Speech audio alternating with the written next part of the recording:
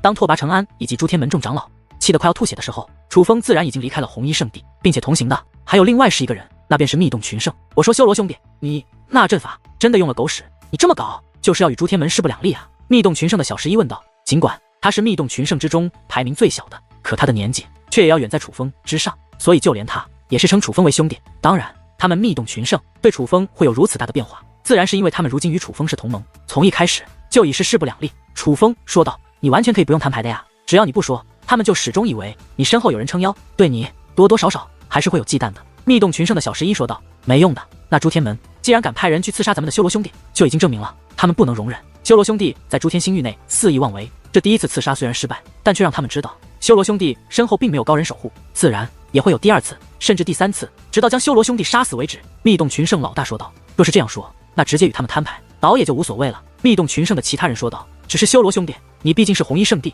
邀请去的客人，你这样对待朱天门，就不怕朱天门的人找红衣圣地的麻烦吗？密洞群圣老大问道。不会，楚风之所以这样说，那是因为楚风已经知道关于宋一晨长老的事情了。从殷庄红那里，楚风已经知道，虽然那伪装宋一晨长老的乃是朱天门的太上长老程辉，可是那程辉所穿的所有衣物以及令牌，甚至乾坤袋内的每一件物品，却都是宋一晨长老的。程辉能够得到宋一晨长老这么多东西，多半说明宋一晨长老已经遭遇了不测。事实上，宋一晨长老消失之前，红衣圣地的人就已经怀疑宋一晨长老的消失可能与朱天门的人有关了，因为宋一晨长老消失之前去做了一件事情，那件事情非常危险，关乎着朱天门以及红衣圣地的利益，所以通过这件事情，红衣圣地就已经察觉到朱天门很可能要对他红衣圣地不利，所以就算楚风不与朱天门的人作对，朱天门的人也不会放过红衣圣地的人。这也是为何楚风要与朱天门的撕破脸皮，反正朱天门的人也不会放过自己，还不如气一气他们，让他们过得不愉快。离开红衣圣地后，楚风便与密洞群圣前往了一个地方，那个地方便是斩妖大地墓。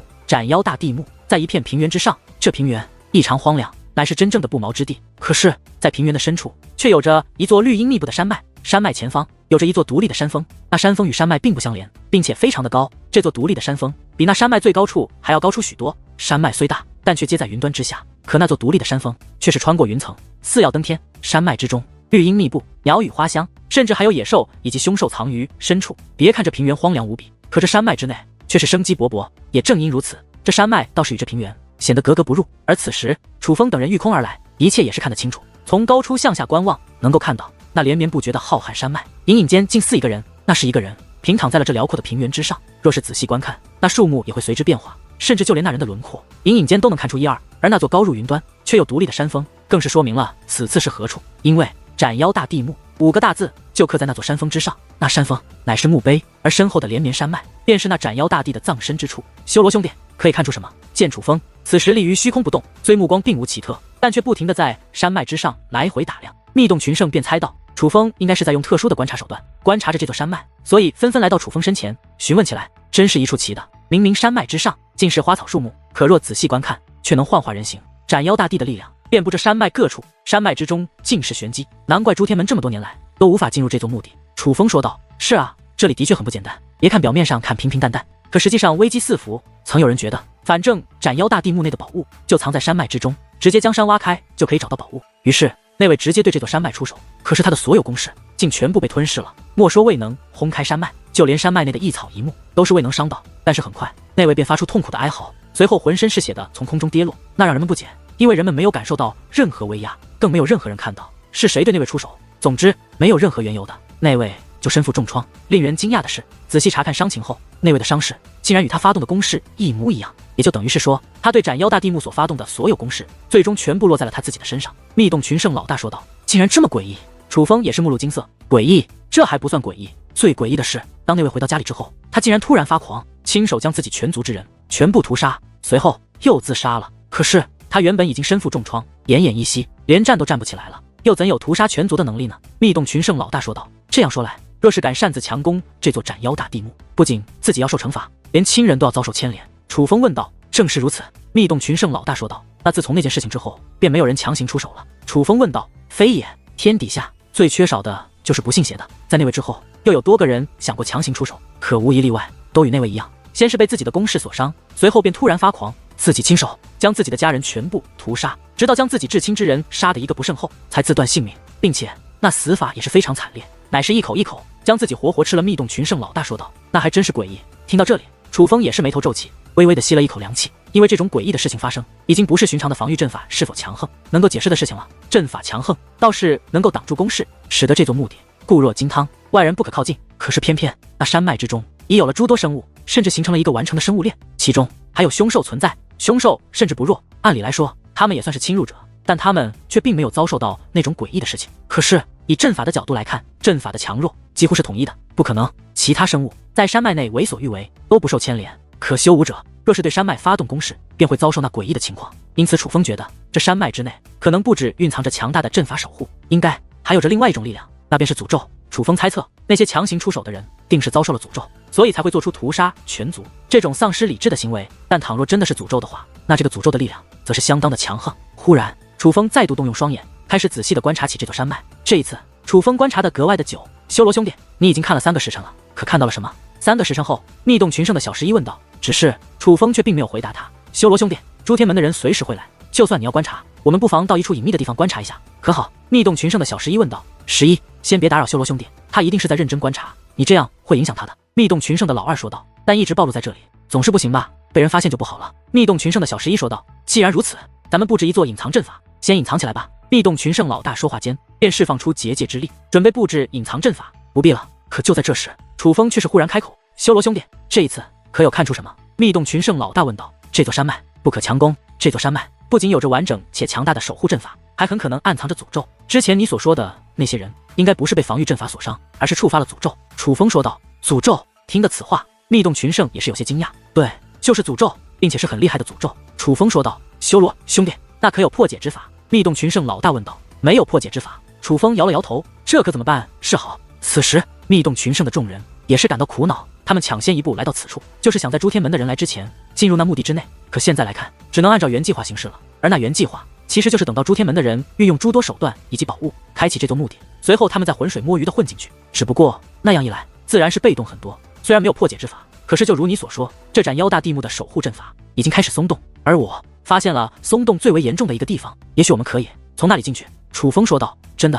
修罗兄弟在哪里？密洞群圣老大问道。这个不能告诉你们。楚风笑着说道。你怎么还不告诉我们啊？是啊，我们现在可是拴在一条树上的蚂蚱，难道你还不信任我们吗？密洞群圣的众人说道。那你们信任我吗？楚风反问道。当然信任了。密洞群圣一同点头。那你们先将那盏妖大地墓的内部地图给我看看。楚风说道。你这……听得此话，那密洞群圣的11个兄弟气得差点没一口老血吐出来。那盏妖大地墓的内部地图可是能否得到那墓地内宝物的关键之一。现在他们与楚风虽是合作关系，可这还没开始呢，楚风就要看那地图，他们自然是不愿意的。修罗兄弟，我们可是真心实意合作的，你可千万别耍我们弟兄。就在此时，密洞群圣老大忽然开口，且他说完此话，将一个卷轴递给了楚风。大哥，你这……见到密洞群圣老大这个举动，其他人都是有些不高兴了，似是想要阻拦。可是那密洞群圣老大却是摆了摆手，示意他们不要多言。放心，我修罗最将的就是诚信。楚风说道。你这话怎么听着这么耳熟啊？密洞群圣众人同时说道。毕竟上次在界灵府门之内，楚风他也是这么说的，这次不一样。楚风淡淡一笑，随后便将那卷轴接过，并打开阅读了。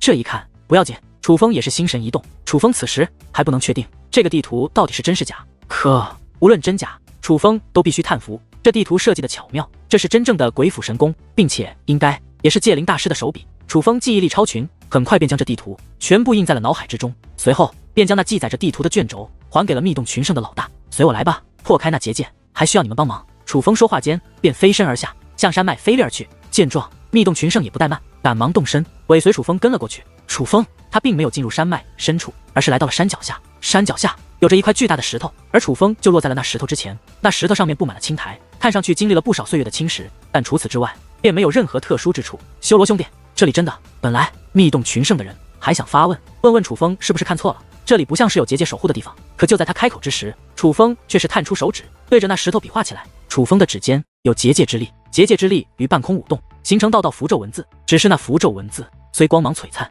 看似神奇，可却没人能够看得出那究竟是什么。忽然间，楚风手指对着那石头一指，那些漂浮在石头之前的文字竟同时掠入了石头之内。修罗兄弟，你这是在做什么？密洞群圣对于楚风这个举动更加不解了。楚风刚才的手段明显不是寻常的手段，可是他大费周折之后，这石头还是没有任何变化，这让密洞群圣更加好奇，楚风他到底是不是看错了？倘若是错了，他们自然要劝一劝楚风，不希望楚风在这种地方浪费时间，跟我来。可谁曾想，就在此时，楚风却是忽然开口，而当楚风开口的同时，他竟向那石头走去。当楚风与那石头接触之后，那石头竟荡开了如水花一般的纹路，随后楚风就消失在了那石头之中。我去！见此一幕，密洞群圣先是互相张望，随后便有序地向那石头走去。无一例外，他们也都与楚风一样，成功地进入了那石头之中。穿过石头，他们的面前浮现而出的，并不是通道，更像是一个混沌的世界。他们看得出来，这乃是阵法之中，眼前的才是真正的阵法。只要破开这阵法，他们就能够进入真正的目的之内。修罗兄弟，你这眼睛不简单啊！我们兄弟哪怕站在那石头面前，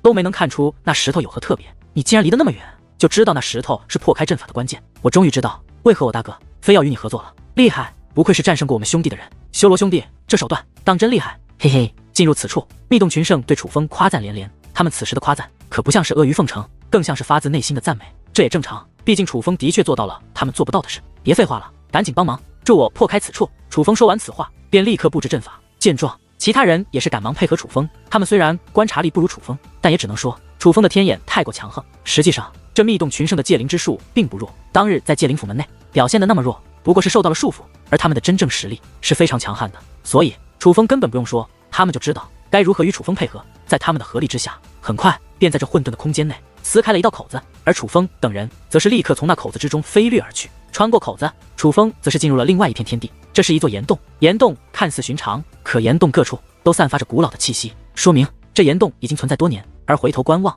那口子还在，就在那岩壁之上。通过那口子，楚风他们还能回去。此时众人都在打量四周，但楚风却转过身来布置阵法，将那口子抹平了。修罗兄弟，你做事真够小心的，你若不这样做，我们兄弟可能就会忽略，这要是被其他人混进来，那我们可就亏哥。见状，密洞群圣老大对楚风夸赞道，他们以为楚风隐藏那口子是防止其他人进来，我并不是防止其他人进来，我刚刚在石头上布置的阵法乃是相生相克，是有时间限制的。我们进来之后，那阵法力量消失，他们自然也就无法穿过那石头进入刚刚的阵法世界内，就更别说发现这个入口了。楚风说道，哦，那你为何要这样做呢？密洞群圣的众人同时说道，防止被人发现这个入口。楚风说道，修罗兄弟，你把我弄糊涂了，你不是说没有人能够进入此处吗？怎么又说防止有人发现那个入口呢？密洞群圣的小十一问道，我不是防止有人进来，而是防止有人出去，当然还不能确定那是不是人。楚风说道，修罗兄弟，你这是什么意思啊？是啊，修罗兄弟，你可别吓我们啊！听得楚风此话，那密洞群圣顿时毛骨悚然，因为楚风说的话也实在太吓人了。这里是什么地方？这里可不是真正的岩洞，不是游山玩水看风景的地方，这里可是斩妖大地墓。斩妖大地墓于几万年前立于此处，从那日起，任何人都没有踏入过这其中。而这样一座墓地，倘若有东西，并且还是活的，只要想想都觉得可怕，因为这里的东西绝对不是善类。修罗兄弟，你是发现了什么吗？关键时刻，倒是密洞群圣老大沉稳一点，他没有盲目慌张，而是对楚风询问起来。没有发现什么，我只是以防万一。楚风说道，你吓死我们了。听得此话，密洞群圣们才松了一口气。虽说墓地之内是有可能存在可怕生物的，毕竟用藏可怕生物于墓地之内，那是防止盗墓者的一种手段，可发现了和没发现毕竟是两回事。在此之后，密洞群圣的众人倒也没有那么害怕了，虽然仍然谨慎，但也开始向岩洞深处行去。因为他们所在的地方是岩洞中间，两边都是通的，所以他们兵分两路，慢慢观察。之所以这样麻烦，那是因为这岩洞很不简单，就连楚风的天眼都失去了效果，就别说其他戒灵师了。既然他们不能一眼望出数万米，那就只能一点一点的探索。我的妈呀，这里好像真的有东西。可刚刚探索没有多久，另外一个方向便忽然传来一声惊呼。听得惊呼，楚风赶忙跑了过去，这才发现在岩壁之上发现了一个笔画，那笔画非常粗糙，但却非常诡异，似是以利爪为笔勾勒而出的画。这画的起笔处已经有些时日了，可这画的落笔处却非常的新，这说明这幅壁画乃是花费多日完成。这也是为何密洞群圣看到这幅画就断定此处定然还有其他生物的原因。这画只是相比于密洞群圣，楚风看到这幅壁画之后却是目露惊色，而内心更是掀起了滔天巨浪。因为楚风发现这幅壁画上面的人他好像认识，那壁画像是楚风认识的一个友人，倘若那真是楚风认识到友人，可就非同小可，所以楚风的内心才会如此震撼。只是很快楚风便否定了这个想法，虽然是有些像，但也只是有些像，准确来说并不一样。因为这个画像上的人看上去有些诡异，更像是一个妖物欲要画人，但却没有画的完整，虽是人的面容，但却也保留了妖的特征。最重要的是，楚风所认识的那名友人乃是祖武下界的友人，不可能出现在这种地方才是，毕竟此地可是斩妖大地墓，这里已经被封印数万年，数万年间没有人能够踏入此处。可楚风的那位友人的年龄与楚风相仿，乃是小辈，这地方太诡异了，咱们必须小心行事。密洞群圣老大说道，以防万一，先隐藏起来，以我为主，你们为辅，集我们12人的力量，布置一座隐藏阵法。楚风说话间便将结界之力释放而出，那结界之力千丝万缕，如蚕丝一般相互交织。见状，密洞群圣的11人也是释放出结界之力，与楚风配合。很快，那蚕丝化作分别落入11人的身上，如衣服一般覆盖在了他们的全身，就连眼睛都覆盖住了。震开，伴随着楚风轻喝一声，那蚕丝竟消失不见。与此同时，楚风等人也全部消失不见。当然，这自然不是真的不见，而是他们将自己隐藏了起来。修罗兄弟，你这阵法真是厉害，不仅能够将我们隐藏，说话更是可以通过阵法进行暗中传音。这样一来，就算有实力极为强大的人，也无法听到我们的暗中传音了。你这小鬼年纪不大，竟掌握如此奇异的阵法，不简单啊，不简单！密洞群圣的众人此刻赞叹连连。修罗兄弟这座阵法奇妙，但却也需要强大的结界之力以及足够的技巧才行，二者缺一不可。所以修罗兄弟当真奇才。现在你们应该知道我为何一定要拉修罗兄弟入伙了吧？密洞群圣老大也是洋洋得意地夸赞道：“早就知道了，修罗兄弟的戒灵之术的确在我们兄弟之上，佩服佩服啊！”密洞群圣的其他人纷纷附和道：“行了，你们马屁就别拍了，都认识这么久了，谁不了解谁啊？还是抓紧观察一下此处吧。不过千万小心行事，大家虽有隐藏阵法在身，但不可离开太远。”楚风说道。好，密洞群圣纷纷响应，随后他们便开始如同先前一样，兵分两路，向这样岩洞的2个方向走去。转眼间，他们已经探查了万米之路，但岩洞两端皆未看到尽头。可是他们却也不想分隔太远，必须做个选择。他们12个人必须向同一个方向行去。于是他们聚集到了一起，商量着向哪个方向行去。老大，看来咱们这地图是假的呀！再度聚集到一起后，密洞群圣的小11说道：“奶奶的，不应该啊，这地图不应该是假的呀！”此时，密洞老大喃喃自语，话语之中也是充满了不爽。虽然他们只是查看了万米的岩洞，可是对比那地图的路线，却发现地图之中根本就没有这样一段路。也正因如此，他们才觉得那个地图可能是假的。反正已经进来了，就别想那么多了。就算没有地图，咱们也要好好查探一番才行，总不能失了先机。楚风说道。修罗兄弟说的对，事到如今，只能用他一策了。说话间，密洞群圣老大的手掌忽然深入了自己的丹田。见此情形，楚风顿时心中一紧。丹田有多重要，楚风再清楚不过，那可是保管修为的地方。丹田破开，修为受损。楚风不明白密洞群圣老大这到底是要做什么。可就在楚风不解之际，又有10道闷响传来，原来是密洞群圣的其他人也纷纷做出了与密洞群圣老大一样的举动。他们竟然全部以手为刃，用那手掌穿透了自己的丹田。你们在做什么？此时就连楚风也是有些慌了，毕竟他们现在是一伙的，楚风可不希望他们有3长2短。但是短暂的慌张之后，楚风却又目光一动，他发现密洞群圣的手掌穿透了丹田不假，毕竟那鲜血是真的，那灵魂被迫也是真的，这不像是伪造出来的。可是楚风却惊愕地发现，密洞群圣的修为并没有受损，并且他们也没有丝毫痛苦的症状，甚至就连被破开的灵魂也好像没有受损。这些家伙是怎么回事？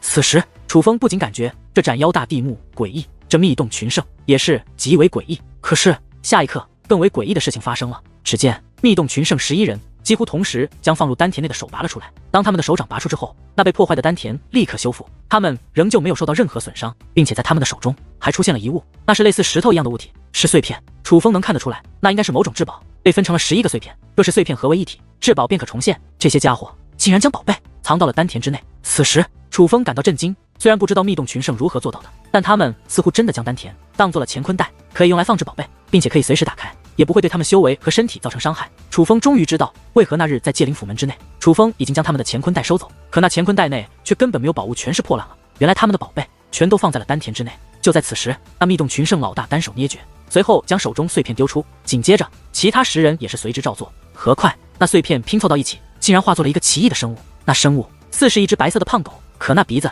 却很大，像是猪鼻子一般，不过要比寻常的猪鼻子还要大上几倍不止。你们几个也太小心了吧，居然将宝贝藏到丹田内。话说你们是怎么做到的？不过相比于眼前这个有着巨大猪鼻子的狗一样的生物，楚风更好奇的却是他们是如何将宝贝放到丹田内的。嘿嘿，修罗兄弟，这是我们兄弟的天赋，你可千万别学，你是学不来的。密洞群圣老大说道。那这个有何作用？楚风问道。这个东西是一件至宝，它能够通过嗅觉嗅到一些危险的东西，不过只能使用一次，非关键时刻我们兄弟是不会使用它的。不过事到如今，似乎没有别的办法了，只能靠它来探路了。密洞群圣老大说道。那快开始吧。楚风说道。修罗兄弟，你释放一条结界线，与这东西捆绑到一起，等一下当它开始洞察危险气息，你也能够有相同感应。密洞群圣老大说道。见状，楚风也不怠慢，而是赶忙照做。而当楚风释放的结界线与那东西捆绑之后，楚风可以看到那东西微微颤动，紧接着楚风的嗅觉变得极为敏锐，那嗅觉链接到了楚风的感应。与此同时，极为浓郁的血腥之气以及杀气也是自岩洞的两端快速的奔腾而来。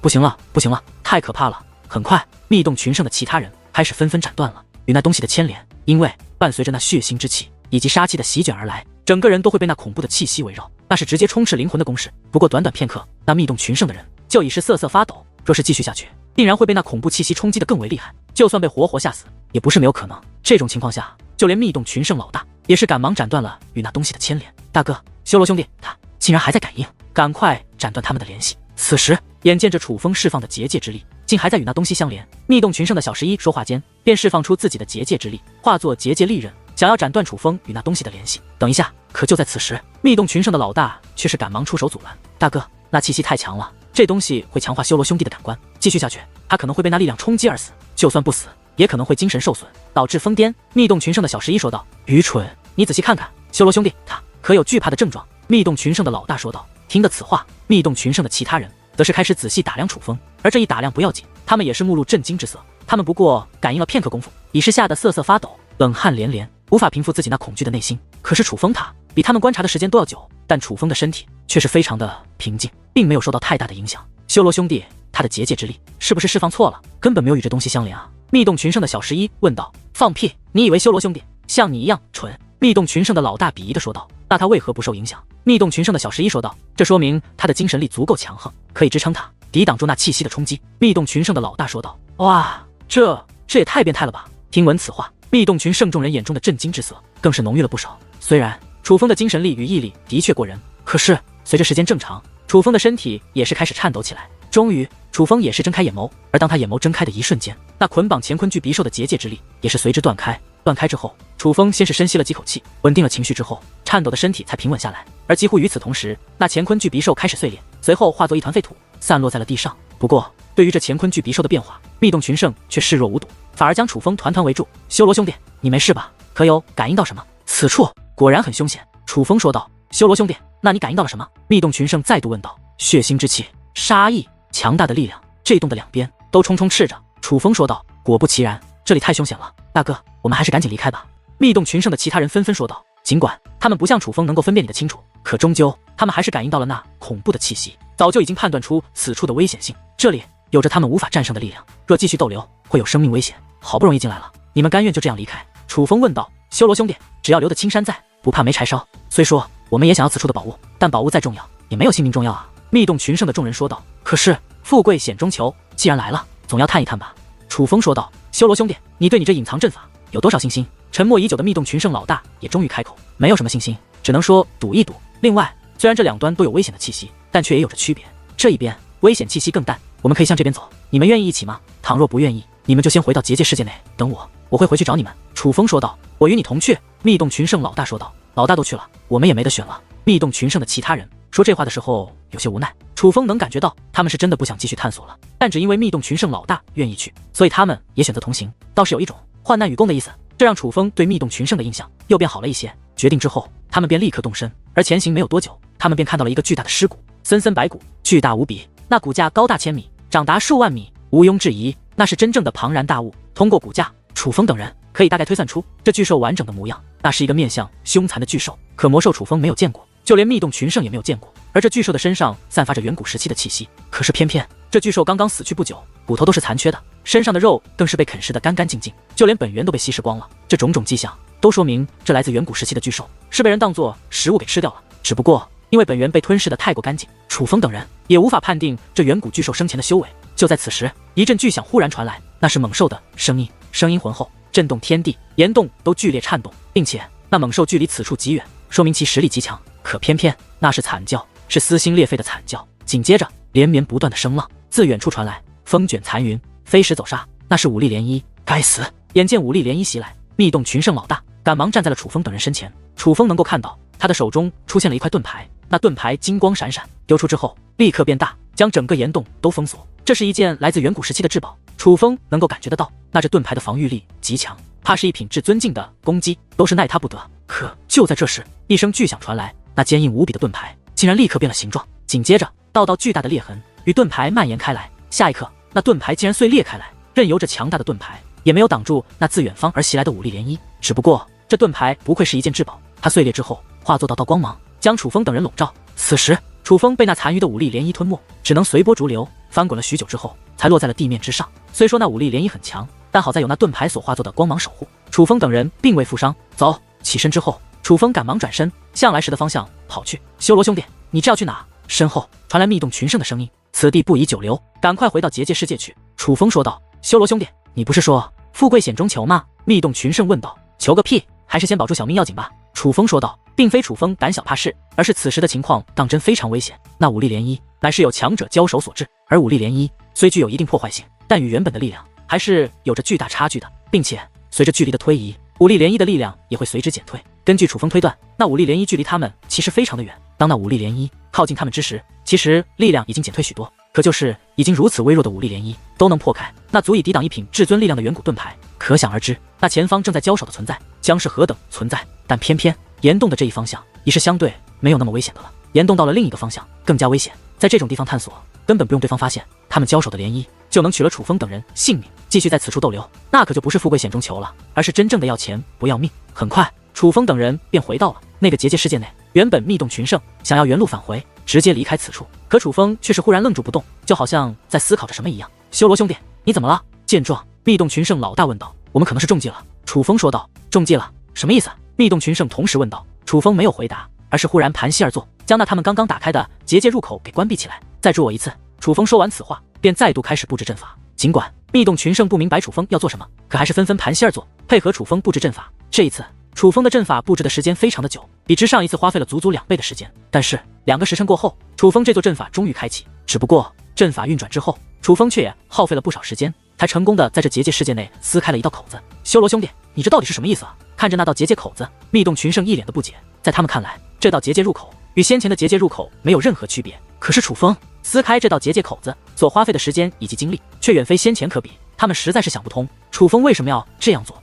然而相比于一脸不解的密洞群圣，楚风却是变得兴奋起来。跟我来。说完此话，楚风竟踏入了那道结界入口之中。见此情形，密洞群圣更加不解了，这小兔崽子到底在卖什么关子？密洞群圣的其他人忍不住吐槽起来，就是有话就直说呗。就连密洞群圣的老大也是损了楚风一句，可虽然嘴上这样说，但是他们的身体却很诚实。密洞群圣老大为首，其他人在后，依次踏入了那道结界入口。而当他们穿过结界入口之后，先是一惊，随后脸色大变，在他们的脸上不仅露出了兴奋之色，随后更是狂喜，甚至忍不住大吼起来。他们当真是激动坏了，因为当他们再度踏入结界入口，浮现在眼前的竟与先前完全是2个场景。先前踏入的乃是一座古怪的岩洞，可此时踏入的却是一道长廊。这长廊与那岩洞一样，非常的大，且长廊两端深不可测。可不同的是，此处精雕细琢，乃是精心打造过的，而那岩洞之内到处都散发着远古的气息，可这里却并没有，这里并没有远古的气息，这让他们恍然大悟，刚刚踏入的岩洞似乎只是一个差错，而这里好像才是真正的斩妖大地幕。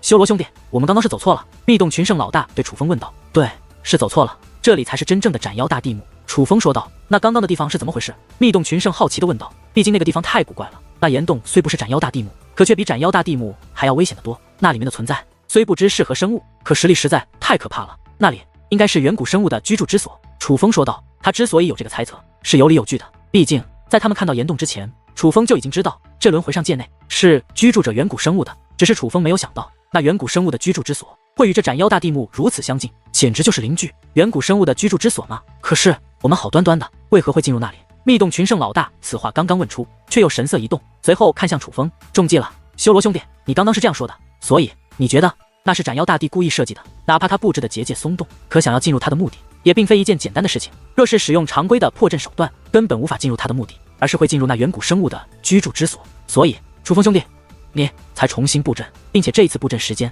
以及消耗精力都远在之前之上，一定是这样的。修罗兄弟，多亏了你了，不然我们怕是根本就不会注意到这一点。此时密洞群圣已经全部反应过来，全部知道之前他们其实是上当了。难怪我们那岩洞的构造与我们的地图不符，搞了半天不是那地图是假的，而是那岩洞根本就不是斩妖大地幕。斩妖大帝实在太阴险了，还好我们有修罗兄弟，不然就被他给骗了。此时密洞群圣仍是非常的不爽，虽然他们已经进入了斩妖大地幕，可是想想之前经历的一切，仍是感到后怕。随后楚风等人便开始观察这座大地幕。起初他们很小心，但却惊愕地发现这里面其实并没有什么机关。而根据他们的观察，他们发现他们之前所得到的地图竟然是真的，因为这大地幕的内部构造与他们那地图一模一样。这种情况下，楚风等人简直就是如鱼得水。只是很快难题便出现了，虽说这大地幕内并没有机关，而那地图上面也记载了一些重宝所放置的区域，可每一个放置重宝的地方都有一道大门，那大门坚不可摧，也无法破解，让他们束手无策。这可怎么办？费尽心思终于进来了，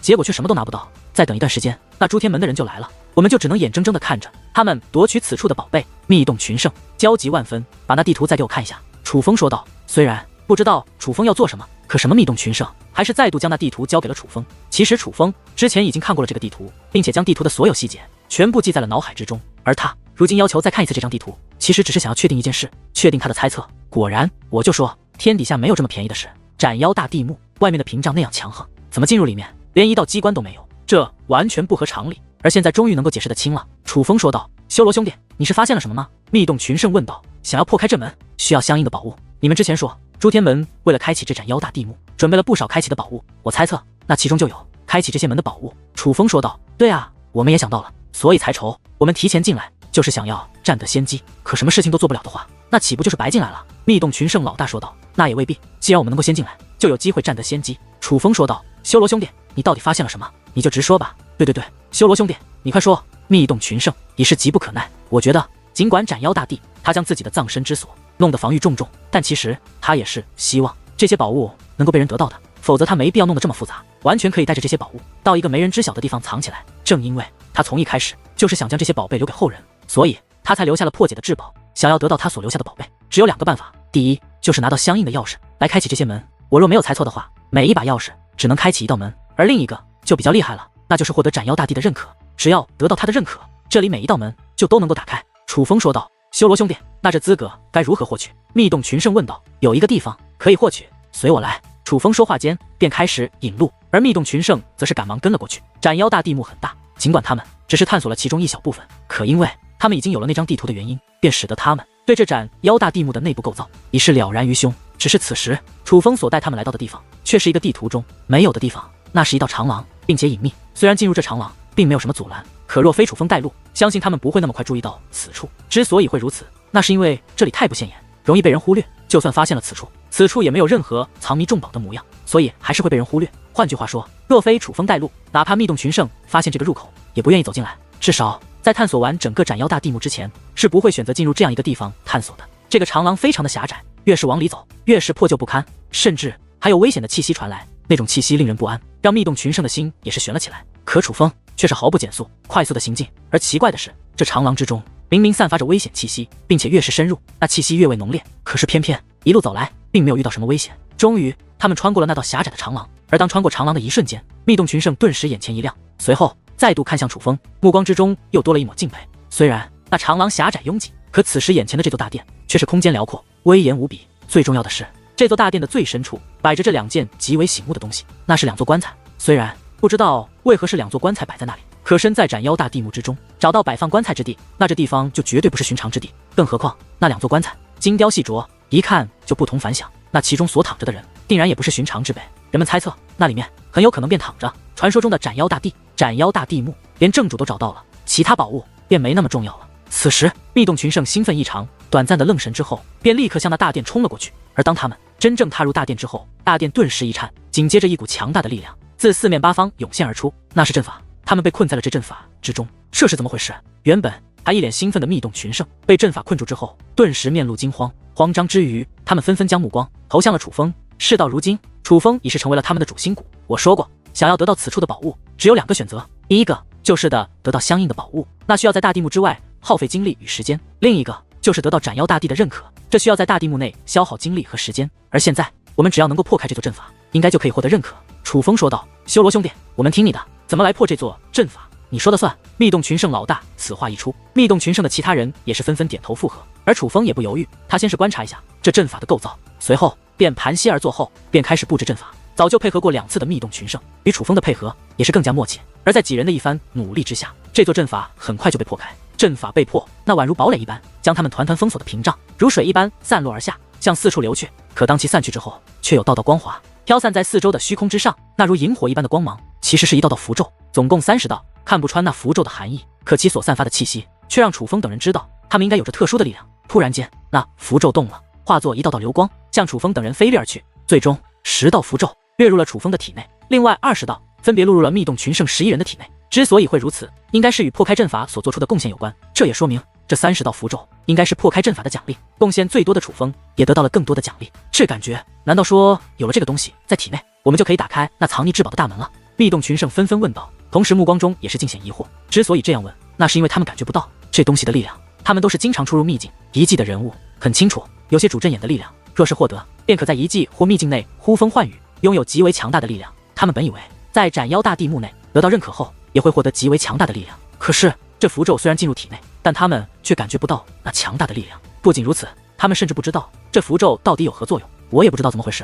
此时楚风也是眉头紧皱，他虽然从那地图中识破了需要得到认可便可得到至宝的线索，可线索也是实在有限。楚风能够根据那线索找到这个地方已是不易，至于这符咒到底有着怎样的作用，楚风也是不太清楚。然而就在楚风以及密洞群圣陷入不解之际，忽然古怪的声音传来。因为大殿有回响，并且可以限制感应力，所以他们也没有第一时间发现那古怪的声音从何处传来。而当他们发现之后，皆是神色一动，内心一紧。他们惊愕地发现，那古怪的声响乃是从那大殿深处的2座棺材传来。此时2座棺材的棺盖正在缓缓地开启，并且随着那棺材的开启，阵阵古怪的声音也是从那棺材之内传来，那是低沉的哀嚎以及摩擦牙齿的声音，就好像苏醒的恶鬼急不可耐的想要寻找食物一般。猛然间，那棺盖被推飞开来，紧接着如同潮水一般的气息自棺材释放而出，向楚风大殿的4面8方冲击而去。那气息实在太强，竟将楚风等人吹得连连后退。快跑！猛然间一声尖叫传来，是密洞群圣的小11。他说完此话转身就跑。不仅是他，密洞群圣的其他人也是赶忙逃窜，就连密洞群圣老大也不例外。他们的第一反应就是逃脱，因为他们从那棺材之中感受到了无法战胜的气息以及极为浓烈的杀意。